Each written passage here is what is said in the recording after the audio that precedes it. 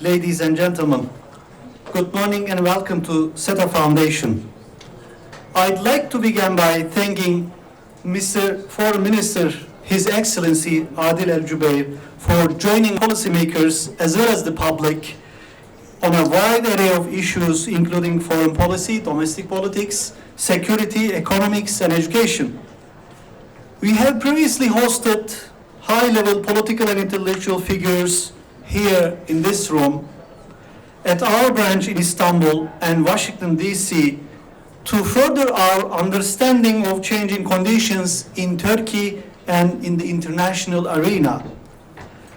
Today, we have privilege to host His Excellency Adil El-Jubeyr, Minister of Foreign Affairs of the Kingdom of Saudi Arabia. Understanding between two regional powerhouses as Turkey and Saudi Arabia not only has bilateral but also regional and even international implications. Regional crisis brought the two countries which have had deep economic, political and social ties regional problems.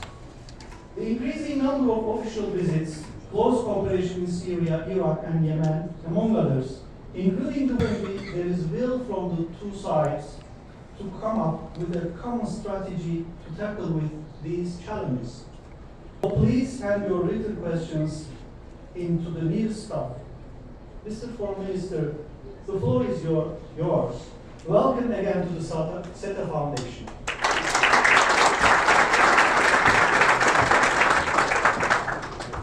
And I would be happy to take questions from you.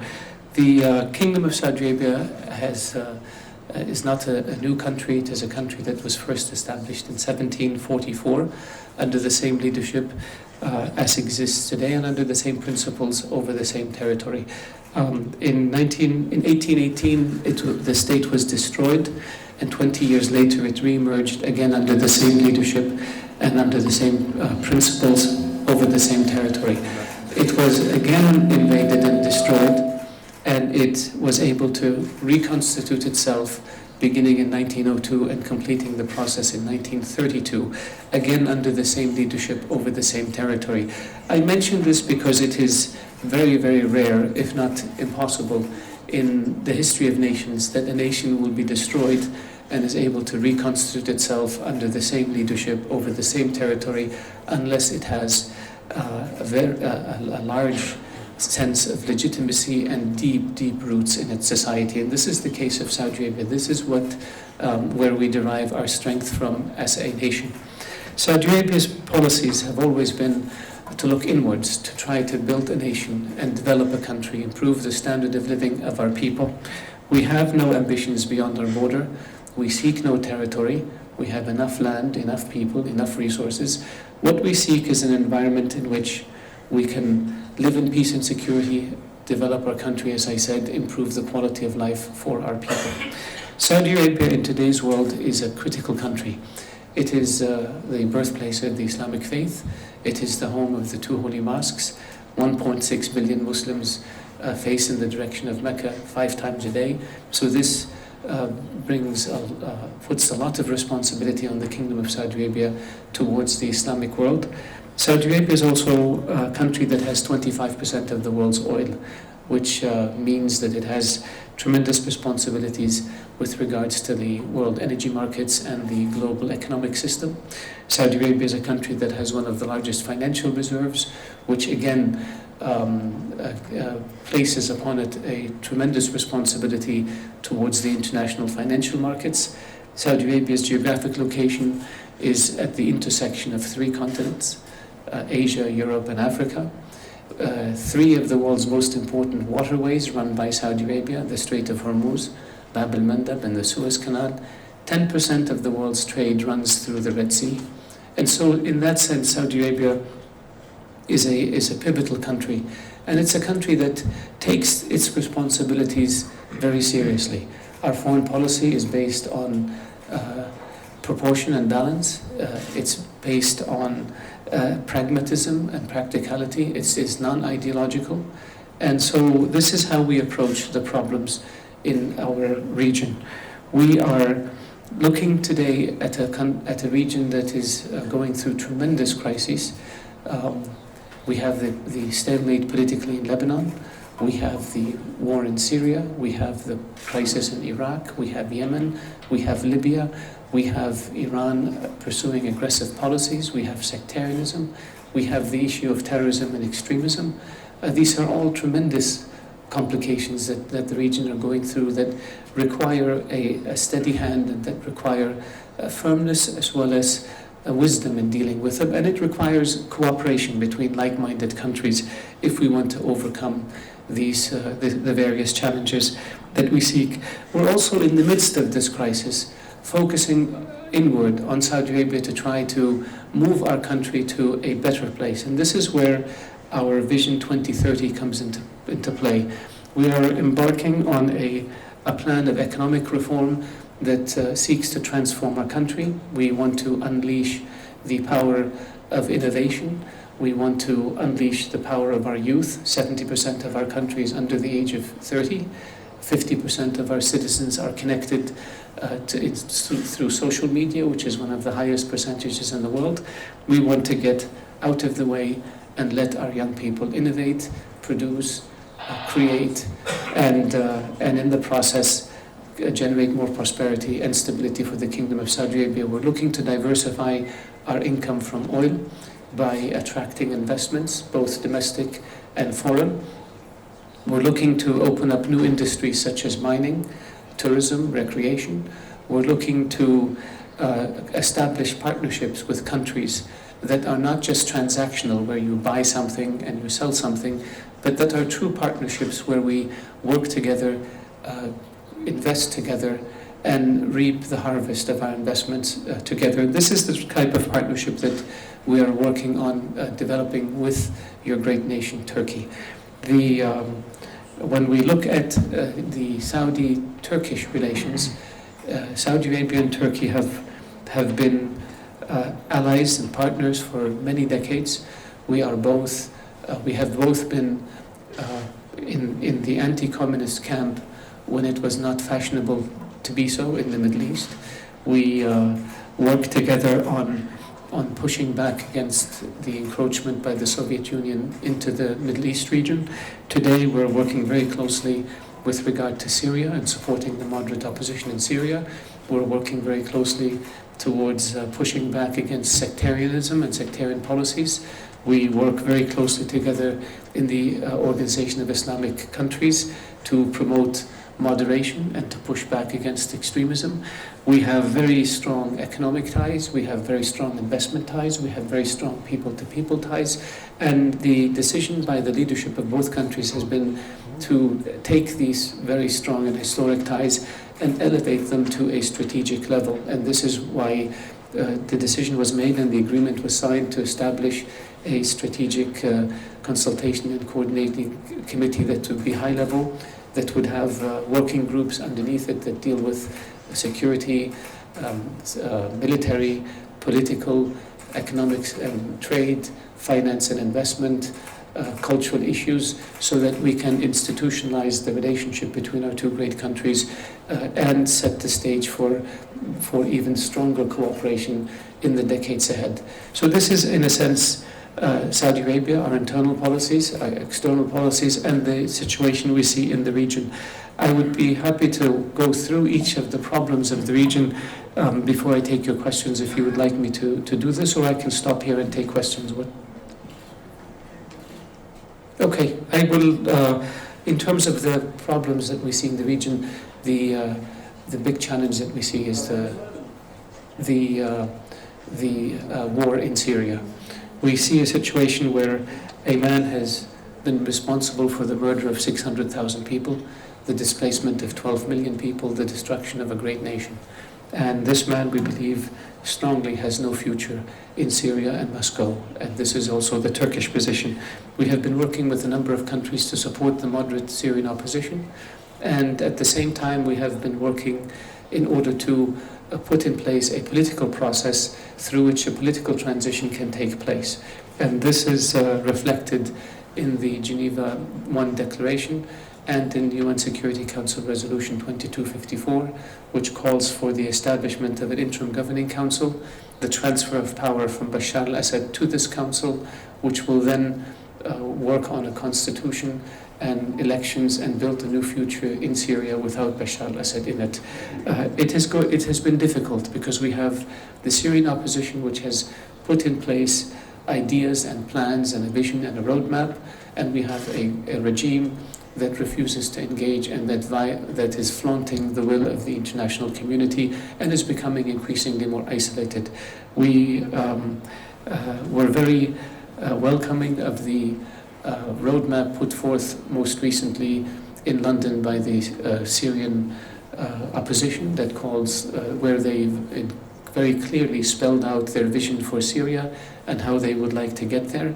And we are hoping that this will add to the international pressures on the Syrian regime and their allies to respond to the demands to begin the transition process. So we're committed to the political process, and we're also committed to supporting the Syrian opposition militarily until we find a solution to this problem. With regards to Iraq, we have the issue of sectarian policies that were pursued by the Maliki government, which ripped the country apart and which set the stage for the flourishing of Daesh or ISIS in Iraq. And so we believe strongly that unless the Iraqi government adopts policies that are inclusive, that are fair, that are just to all of Iraq's ethnic groups, Shia, Sunni, Kurd, and Chaldean, the ability to deal with Daesh will be severely restricted.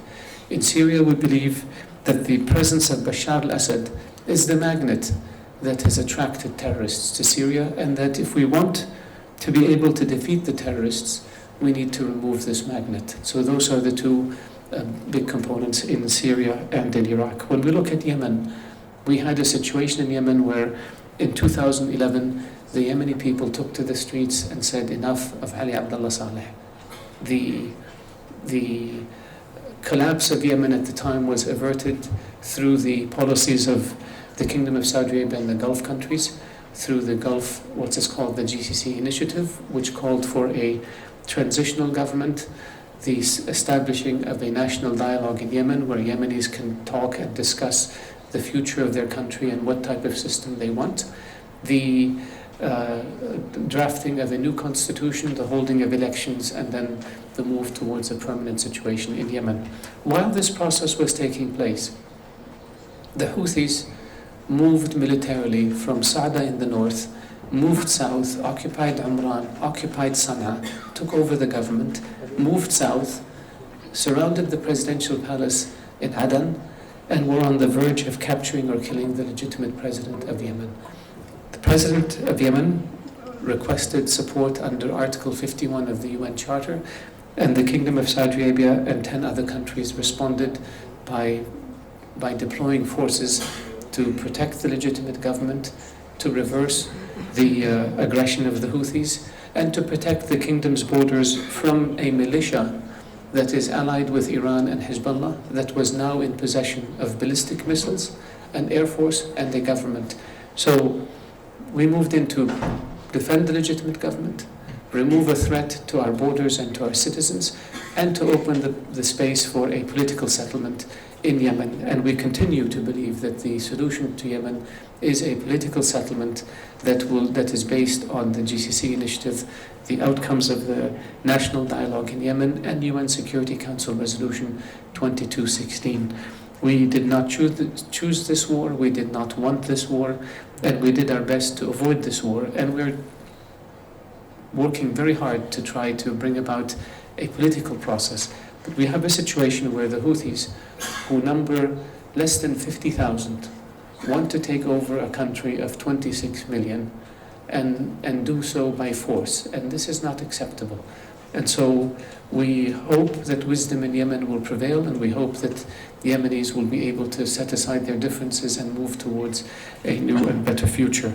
Now we have the crisis in Libya, where we are seeing a country create vacuums, and in those vacuums flow extremists and terrorists, and it becomes very difficult to try to restore order and stability. And so we believe, along with Turkey and the international community, that we must support the Libyan government and we must help them build up their security forces so they can establish stability in the country and move on. Otherwise, we see the danger of Daesh moving into Libya, and from Libya into the Sahel countries of West Africa, which would be a very difficult situation for everybody. When it comes to terrorism, before I go to terrorism, I will talk about, let me talk to terrorism and then I talk about Iran. The Kingdom of Saudi Arabia is committed to fighting what we call the men, the money, and the mindset. Fighting the men is the easiest part. You train and equip your forces and you go after the terrorists. And we have done so very effectively. Fighting the money is more complicated. It requires working through your banking system. It requires dealing with cash couriers. It requires dealing with financial regulations. We have put those in place now, and we have very, very strict procedures that minimize the ability of terrorists or extremists to receive money. We have put tremendous restrictions on our charities. They cannot transfer money abroad. They cannot withdraw cash from their bank accounts, and all their activities are restricted internally to the Kingdom of Saudi Arabia. The mindset is the most complicated part, because that is a generational issue. And here we have employed a whole of government approach, where we look at education, we look at the mosques, we look at social media, we look at our information policy, and we try to mobilize the country in order to come up with counter messages that will drown out the messages that are coming from the extremists and from the terrorists, and to encourage people to reject such messages. We also have counseling programs for our young, and we also have rehabilitation programs for those who have been led astray, in order to rehabilitate them and bring them back to society where they can lead normal lives. The big challenge that we see in the Middle East is the perverse influence of Iran. Since the Iranian Revolution of 1979, Iran has declared itself a Shia state. Its constitution calls for the export of its revolution. And Iran does not believe in citizenship. It believes that every Shia belongs to Iran and not to their countries. And that is not acceptable. The sectarian policies that Iran has pursued have been very divisive and very dangerous to the region, whether in Lebanon, in Syria, in Iraq, whether in the Gulf, or whether in Yemen. And we believe that this, combined with Iran's support for terrorism, the establishment of Hezbollah, its interference in the affairs of other countries, its smuggling of explosives into Kuwait and Bahrain and Yemen and Saudi Arabia, its attempts to try to infiltrate countries throughout the Islamic world are rejected. And we believe that they have been a source for instability, not stability. And we hope that Iran will be able to change its policies and adopt realistic and lawful approaches to how it deals with countries. It is not acceptable for a country to assassinate diplomats, and Iran has. It is not acceptable for a country to attack embassies, and Iran has done so more than any other country in the world. It is not acceptable for a country to plant spy cells in another country with the objective of sabotage. Iran has done that. We have Iranians in our jail for doing so. So have a number of other countries. It is not acceptable for a country to harbor the leadership of Al-Qaeda since the fall of 2001. Iran has done so. Saad bin Laden, Osama bin Laden's son, is in Iran and has been for 16 years. Saif al-Adil, the chief of operations for Al-Qaeda, has been in Iran since 2001. Iran has sheltered and abetted them, and Iran has allowed them to operate out of its territory. The order to blow up 3 housing compounds in Riyadh in 2003 was made by Saif al-Adil from Iran. And we have the conversation on tape. The Iranians, according to the documents that were uncovered from Osama bin Laden's home in Abbottabad, have had extensive links with Al-Qaeda. Osama bin Laden is telling his lieutenants that they have to coordinate with the Iranians, that they have to see what the Iranians think, that they should go through Iran. And this is not something that we made up. This is something that is in Osama bin Laden's documents that were captured by the US when they killed Osama bin Laden in Abbottabad. We have knowledge of Iranian contacts, the Iranian Revolutionary Guards, with Osama bin Laden in the 1990s when he was in Sudan, and with Imad Mughniya, who was the head of operations at the time for Hezbollah. We didn't make this up. This is a fact. We have evidence of Iran's involvement in the 1996 Khobar Towers bombing in Saudi Arabia. We have the bomb maker who's from Hezbollah. The explosives came from the Bekaa Valley.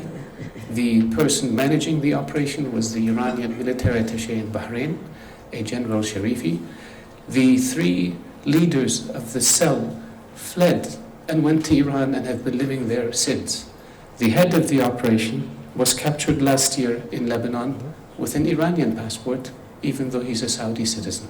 So the evidence of Iran harboring and abetting and supporting terrorist organizations is overwhelming. And Iran cannot expect to be a country that has normal relations with other countries unless it acts like a normal country. And we always say that Iran has to decide, is it a revolution or is it a nation state? If it's a revolution that is based on exporting itself and that is based on emotions and sectarianism, it will be impossible to deal with Iran. If it's a nation state, then it should act like a nation state, respect the principle of good neighborliness, respect the principle of non-interference in the affairs of others, and respect international laws. We have great respect for Iran as a country and for Persian civilization. We are very cognizant of the fact that Iran is a neighboring country and has been for thousands of years. And we would like to have the best relations we can with Iran. We would like to be able to trade with Iran. We would like to be able to cooperate with Iran. We would like to be able to remove any problems in the region so that we can calm down the tensions in our region and focus on what is most important to us, which is our domestic development, improving the quality of life for our people, making our country more dynamic, more efficient, more innovative, more prosperous. That's what we want. And we hope that Iran will be able to change its policies so that this can happen. But unless it does so, I'm afraid it will be virtually impossible to be able to reach an accommodation with the Iranians. It has been a one-way street. Since 1979, we extend our hand to the Iranians, and what we get in return is death and destruction. Anyway, I think our partnership with Turkey in the region is a critically important one. We are the two largest countries in the region, and we are Turkey to the north, Saudi Arabia in the middle. We face the same challenges: Syria, Iraq, Lebanon, Iran's activities in the region, Yemen. We have the same outlook, which is we would like a secure, peaceful region that is calm, where there is no sectarianism, and where there are no wars, so that we can do what we both want to do, which is focus on our internal development and increase the prosperity and security of our people. And so the basis for a strategic relationship exists. The will to move towards a strategic relationship is there, and now we have put in place the means to do so. So I expect, God willing, that in the years ahead, the relationship between the Kingdom of Saudi Arabia and the great nation of Turkey will be elevated to a much, much higher level. I expect it to broaden, deepen, and strengthen. And so on that hopefully positive note, I would like to stop and take your questions. Thank you.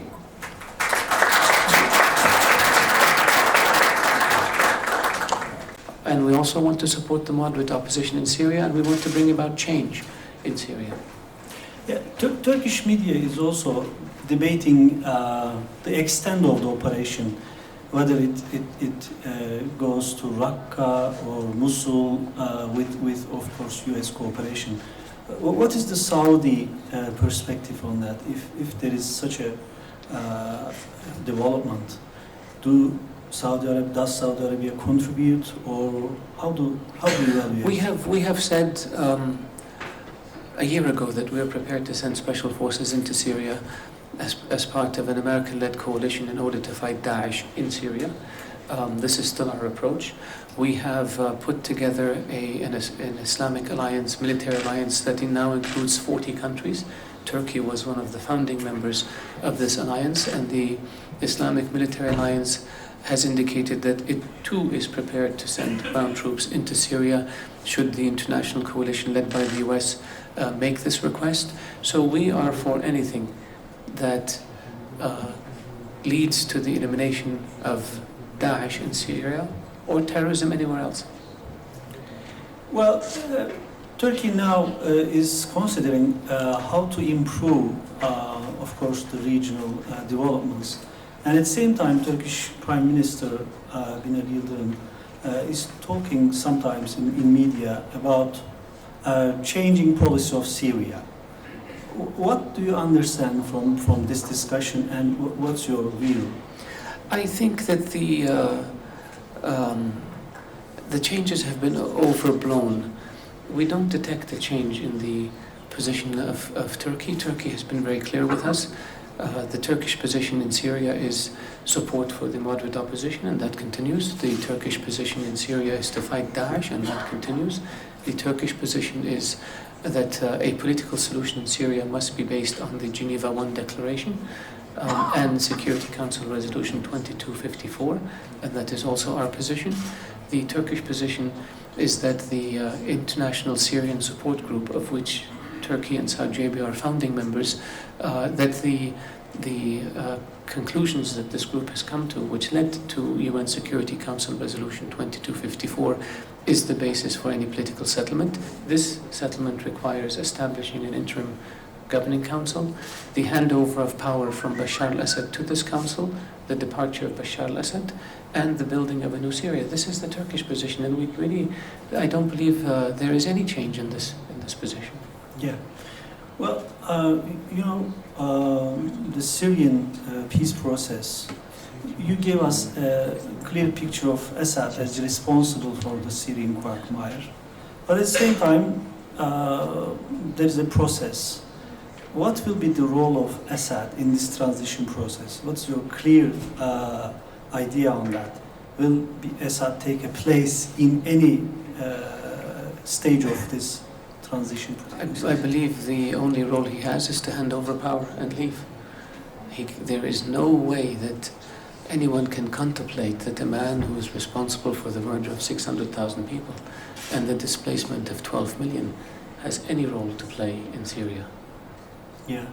In Aleppo, there is still bombing. What can Turkey and Saudi Arabia do in forcing Russia to have a ceasefire in Aleppo?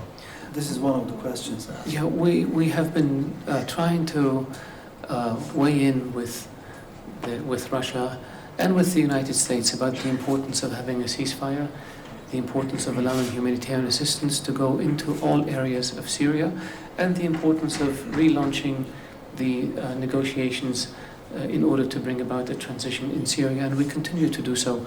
There was an attempt at a cessation of hostilities after the passing of Resolution 2254 early this year.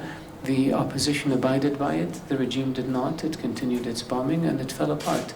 And so we're hoping that the international community can continue to put pressure on the regime to move towards a ceasefire and then to move towards a political process that would be serious. And we will continue to push in that direction. Well, we know the relations between Saudi Arabia and Iraq has some tensions. But what about Kurdish regional government? Relations between Kurdish regional government and Saudi Arabia, how do you see them? We have good ties with the Kurds in Iraq, with Mr. Barzani. We have good ties with the Sunnis in Iraq. We have good ties with the Shia in Iraq. We have good ties with the Marja'iyya in Iraq. Iraq is an Arab country, and Iraq is a neighboring country. Iraq is an Islamic country.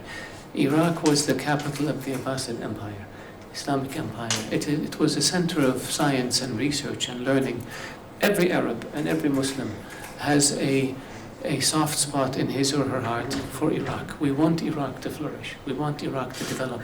But what has happened is Iraq has been hijacked by sectarianism and hijacked by Iran's interference in Iraq, which has complicated matters, which has torn the country apart and caused Iraqi to fight Iraqi based on ethnicity.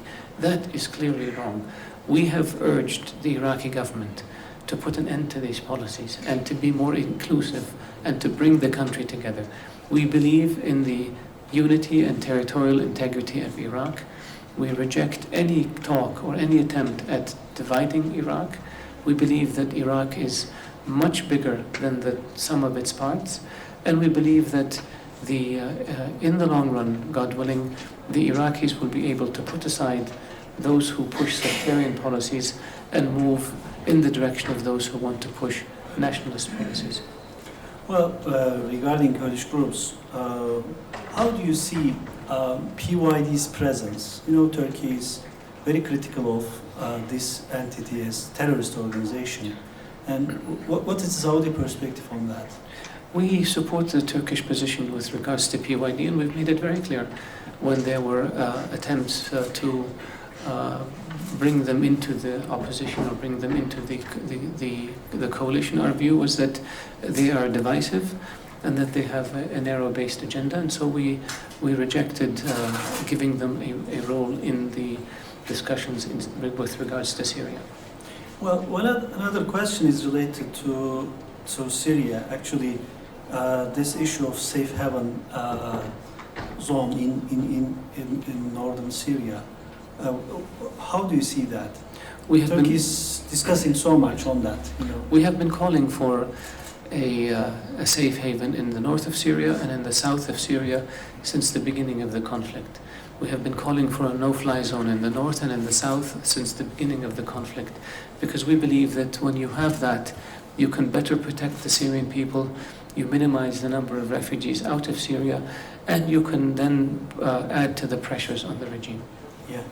Well, one specific question. Could you please expand on what measures are required at the regional level to maximize counter-terrorism efforts and to promote tolerance, good governance, and sustainable development? That's a big question. I think it's two parts. One part is what can we do about terrorism, and then the other part is what do we do about sustainable development. With regards to terrorism, I believe, like I said, the men, the money, and the mindset. We need to have, this is what we do, and what we need with our partners is better cooperation. We have very strong cooperation with Turkey, but I'm saying on a regional level, there has to be better cooperation, better exchange of information. There has to be mechanisms put in place regionally that deal with the financial system so that we have better financial controls, and we need to go after the mindset, reverse the messages that the extremists are putting out, and we have to be better at using social media, because what happened until recently is Daesh puts out a promotional video that looks like it was produced in Hollywood, and governments respond with a press release that nobody reads. We're looking at social media. How do we come up with effective counter messages? And just as importantly, how do we distribute those messages? We have put together the Islamic Military Alliance that I mentioned earlier, that includes 40 countries. This alliance or coalition has two tracks. One is a military security track, where countries help each other with training and equipment and logistics and military force. And it has an ideological, financial track, where the countries of this coalition will work together to share expertise and knowledge with regard to counter-messaging. What is the best message we can come up with? How do we distribute that message? Some countries in the Islamic world are very, very sophisticated and have tremendous capabilities. Other countries have modest capabilities. How do we transfer that knowledge and those capabilities to those that don't have it, so we can all be effective at pushing back against the terrorists? So this is what we're doing. In terms of good governance and transparency and so forth, in Saudi Arabia we have, as I mentioned, Vision 2030. We also have a 5-year national transformation program. It's actually 4 years, that we hope to conclude by 2020. And this program calls for setting goals for all of the ministries, having key performance indicators so we can track how they're doing and how they're performing, transparency, good governance, so that we provide better services, more efficient services to our citizens in a very transparent manner. That's how you open the door for more investment, domestic and foreign, and that's how you open the door for more innovation and more production and more and as a consequence more prosperity and more stability. Your Excellency, do you think this public and cultural relations diplomacy can be something useful for prevention of this extremism, violence in the region? The public diplomacy? Yeah. Absolutely. Absolutely. The extremists use social media. The extremists use platforms in order to communicate to people in a public way. And we have, as societies, to be able to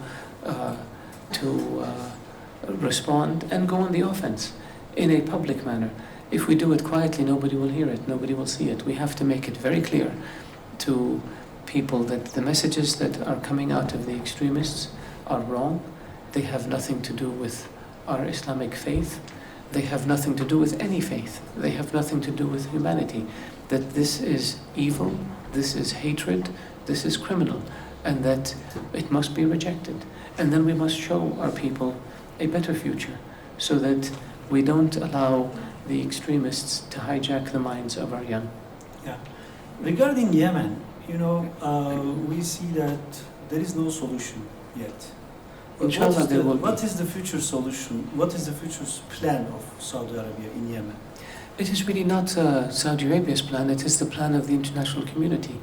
The United Nations passed Resolution 2216 that calls for a withdrawal from the areas occupied by the Houthi Saleh, that calls for the handing over of the heavy and medium weapons that is in their possession, that calls for the resumption of the national dialogue among Yemenis, that calls for establishing an interim government, a new constitution, new elections, and a permanent government. So the position of the Kingdom of Saudi Arabia is that of the international community. And we are working with the UN Special Envoy to try to persuade the Yemeni parties to move in that direction. And we are cautiously optimistic that we will be able to do that. Well, we have economy questions. You are Foreign Minister, but what is your forecast for oil prices in future period? That's the question. $1 million question. Yes, I think if anyone can predict that, I think my hat off to them. The price of oil is determined, I believe, fundamentally by supply and demand. If you have supply and demand in balance, you have stable price. If demand exceeds supply, prices go up. And if supply exceeds demand, prices go down. That's basic economic theory. The oil-producing countries can affect it a little bit on the margins by reaching understandings with regards to freeze on production or by maybe reducing production. But fundamentally, it's really driven by supply and demand. When the price of oil exceeded $100 a barrel, you saw tremendous shale oil production coming out of the United States. U.S. oil production increased by, I believe, 4 or 5 million barrels a day over a short number of years because it was economically feasible to produce oil at that price. So this generated excess supply, which then led to a drop in prices. And what we see in the drop in prices is we see high-cost producers cutting back on their production because they don't make economic sense, shale, deep-sea drilling, and so forth. And then this, in turn, has reduced the supply. Economic growth has increased the demand, and now the markets are more in balance, and that's why we see prices where they are today. Do we expect them to go up? Inshallah. But as long as the world economy grows, demand will pick up and prices will gradually increase And as prices increase, so will production, and so the balance will always be restored. Our objective as Saudi Arabia has been to try to balance the markets in a way that does not hurt producers and does not hurt consumers, and that in the long run is beneficial to both sides. High oil prices hurt consumers because they slow down economic growth, and ultimately hurt producers because then demand goes down. Low oil prices hurt producers in the short term because income drops, but they hurt consumers in the long term because it sets the stage for more wasteful consumption of energy, which then causes demand to go up and prices to go up. So we try to find a way to balance it without being what is called the swing producer. Your Excellency, after your answer, I'm sure that you can serve as Economy Minister as well. Well, OIC, one question is, can this institution be a military one in the future? The OIC was established after the attack against the Al-Aqsa Mosque in the late 60s, where the Islamic countries came together at a conference and said, enough, we're not going to allow this to happen. And then it was found to be a useful forum for the Muslim world and Islamic countries to come together to discuss issues. It has grown into an international organization. Now it's the Organization of Islamic Countries, and it has a number of fields in which it works: conflict resolution, economic development. It works with the Islamic Development Bank to provide soft loans to projects in the Muslim world. It has educational components, information components. So it's really more like almost a United Nations, but focused on the Islamic world.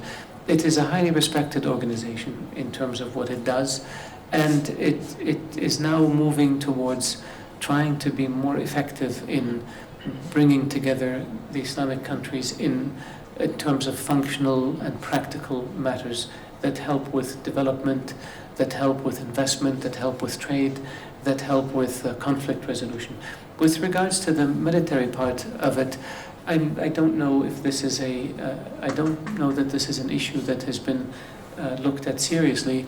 We now have the Islamic Military Alliance Against Terrorism and Extremism that has begun its activities, that has its headquarters, that has its different groups, that has already held a very, very large military exercise, the largest military presence in the Arabian Peninsula since Desert Shield, Desert Storm in 1990, that included over 20 countries. They're working on counterterrorism, they're working on, so I don't know. I mean, it is always good to try to have a security and military component for the Islamic world, but I'm not sure, and I'm just thinking out loud, I'm not sure if the OIC is the place to put it.